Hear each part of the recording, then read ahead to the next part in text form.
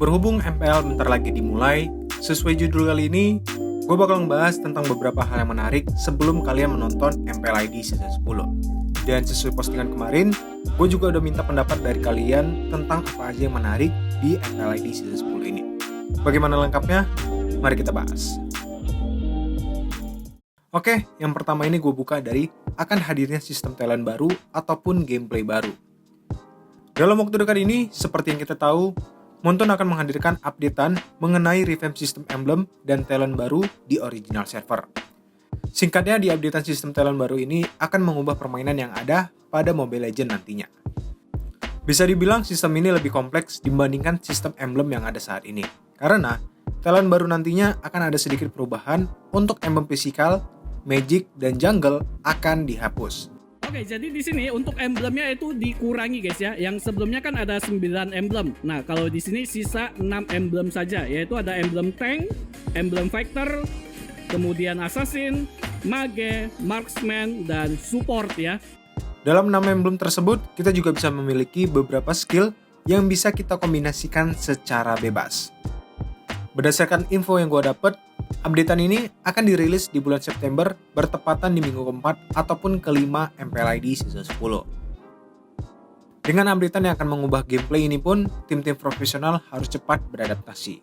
Karena seperti biasa, tim-tim yang lama beradaptasi dengan updatean baru akan kalah dengan tim-tim yang belajar lebih cepat. Contohnya mungkin seperti tim Alter Ego, karena di beberapa season kebelakang setelah updatean patch, Alter Ego selalu mengalami kekalahan dan pernah mendapatkan loss streak. Jadi ya menurut gue, hadirnya talent baru ini akan memberi warna baru ataupun bisa aja akan ada meta-meta baru yang dimunculkan oleh tim-tim MPL. Lanjut lagi, pemain Filipina. Di season 10 ini bisa dibilang menjadi bursa transfer pemain Mobile Legends yang paling gila-gilaan untuk tim Indonesia. Karena ada banyak invasi pemain Filipina yang ke Indonesia. Beberapa tim besar ataupun tim-tim yang di season sebelumnya mendapatkan hasil kurang baik, mereka juga melakukan perombakan besar.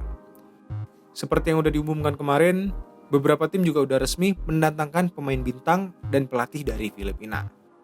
Seperti Kairi dan Coach Chef yang bergabung ke tim Onyx Sport, RRQ Yoshi yang mendatangkan Coach Arcadia, Marky gabung ke Big Strong apa, terus Gelar yang merapat ke EVOS Legend, dan yang terbaru adalah Baliski yang udah resmi bergabung ke tim Geekfam ID.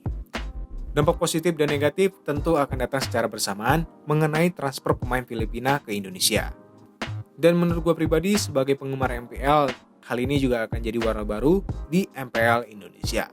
Karena dengan mendatangkan pemain-pemain ataupun pelatih dari Filipina, pastinya mereka akan membawa ilmu yang mereka miliki selama bermain di Filipina dan menyalurkan ke tim mereka yang sekarang. Nah, jadi semenjak Baleski datang ke Indonesia sih, dia banyak banget ngebantu kayak kasih kita info tentang kemungkinan gameplaynya bisa begini, metanya begini. Jadi beruntung banget sih dia bisa datang ke tim Geekfam Indonesia. Gak bisa dipungkiri juga faktor bahasa menjadi sorotan utama bagi tim-tim Indonesia. Dengan latar belakang bahasa yang berbeda, tentu akan jadi proses penafsiran yang lebih panjang dalam memahami sebuah informasi.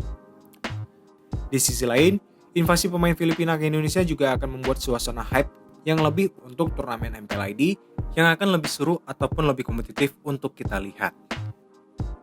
Jadi cukup menarik untuk kita lihat seperti apa proses adaptasi dari para pemain asing yang ada di Indonesia dan seperti apa perkembangan tim yang mereka bela di MPL ID Season 10. Sebelum lanjut, sedikit info, di bulan Agustus ini Moonton akan merilis skin-skin yang cukup keren, seperti skin Estes Blacklist dan juga Kung Fu Panda. Buat kalian yang ingin top-top diamond untuk beli skin-skin ini, kalian juga bisa mampir ke store gua karena gua menyediakan harga yang murah dan proses yang cepat. Jadi, cek link deskripsi. Selanjutnya yaitu meta baru. Kedatangan pemain ataupun pelatih dari Filipina pastinya akan membawa perubahan, salah satunya meta. Entah itu meta strategi ataupun meta full hero. Seperti yang kita ketahui, strategi dari tim-tim Filipina ini cukup baik juga. Mereka cepat belajar dan beradaptasi dalam setiap game yang dimainkan. Apalagi, di saat mereka kalah, mereka cepat menganalisa permainan musuh dan bisa tampil mendominasi di pertandingan selanjutnya. Tentu dari hal tersebut udah menjadi hal yang paling penting lah ya kan, dalam sebuah tim untuk cepat menganalisa permainan musuh. Jadi cukup menarik untuk kita lihat meta apa yang akan dihadirkan oleh pelatih ataupun pemain-pemain yang datang dari Filipina. Lanjut, generasi baru MPL. Di season 10 bisa dibilang menjadi era generasi baru untuk pemain MPL karena pemain-pemain lama perlahan sudah menghilang. Beberapa nama pun sudah resmi berpisah dari tim yang mereka bela, seperti Liam yang sudah membela RRQ Hoshi dari season 2 sampai season 9. Selain itu, era trio M1 yang berisikan dari roster EVOS World juga telah usai. EVOS Legend banyak melakukan regenerasi dengan menghadirkan pemain-pemain muda di dalam rosternya. Di season 10 ini hanya tinggal beberapa nama aja yang masih bertahan di pro scene MPL, seperti Lemon, Rian, Ahmad, dan juga Udil. Adanya generasi baru ini tentu akan menghadirkan nama-nama bintang baru di season 10. Apalagi ada banyak pemain bintang Filipina dan pemain muda yang mempunyai peluang besar untuk menjadi bintang baru. Jadi, menurut kalian siapa yang akan menjadi bintang di season 10 ini? Saya Baloiski dan saya siap untuk MPL ID season 10. Dan yang terakhir itu ada sistem MPL. Nah, kalau membahas sistem ini cukup kompleks ya menurut gua karena berkaitan dengan aturan, jadwal, tempat acara, tiket, dan lain-lain. Untuk jadwal MPL ID season 10 itu akan dimulai di tanggal 12 Agustus, tepatnya di hari Jumat. Dan kalian juga bisa melihat info lengkapnya di website MPL ID. Untuk format MPL ID season 10, di regular season, tim-tim peserta akan bertemu masing-masing 2 kali dengan sistem home and away. Sedangkan untuk venue ataupun tempat berlangsungnya MPL season 10 ini, kemungkinan masih di MPL Arena sebagai tempat perhelatan di babak regular season. Dan untuk playoff-nya, gue juga belum dapetin kabar lebih lanjut mengenai hal tersebut. Jadi bagi kalian yang ingin nonton secara offline, kalian juga bisa membeli tiket MPL di blibli.com dengan harga 50.000.